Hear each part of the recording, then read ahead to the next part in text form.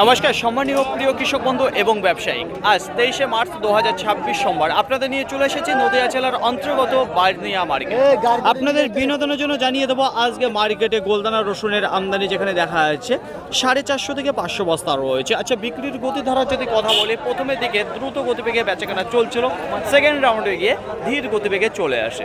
গ্রাহকের যদি কথা বলে তাহলে বেশ ভালো চাপ ছিল। বড় ব্যবসায়ীকে যদি কথা বলে তারাও কিছু কেনাকাটায় ব্যস্ত ছিল মার্কেট থেকে। এখনও বেশ কিছু রসুন দাঁড়িয়ে গেছে, সেগুলো ক্লিয়ার হয়নি, দেখা যাক কতক্ষণে সেগুলো ক্লিয়ার হয়। গোলদানা রসুন সর্বনিম্ন কি দাম রয়েছে, সর্বোচ্চ কি দাম রয়েছে। ক্যাট রসুনের যদি কথা বলি, নিচে দাঁড়িয়ে রয়েছে 30 টাকা পার কিলো, কুইন্টাল প্রতি 3000, তারপর 31 টাকা রয়েছে, 32 টাকা, 33 টাকা বেচাকেনা হচ্ছে।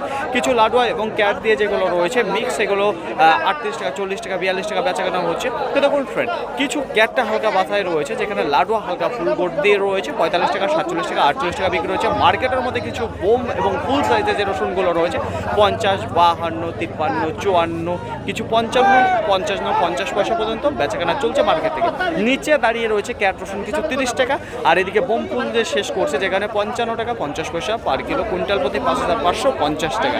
আশা করি আপনাদের বোঝাতে পারলাম যে আজকে বার্নিয়া মার্কেটে কি বাজার চলেছে। তাছাড়া বলবো, প্রথমে তুলনায় শেষের দিকে 300 থেকে 400 টাকা কুইন্টাল প্রতি বাজারটা ডাউনের দিকে চলে এসেছে, বেচাকেনা স্লো হয়ে যায়।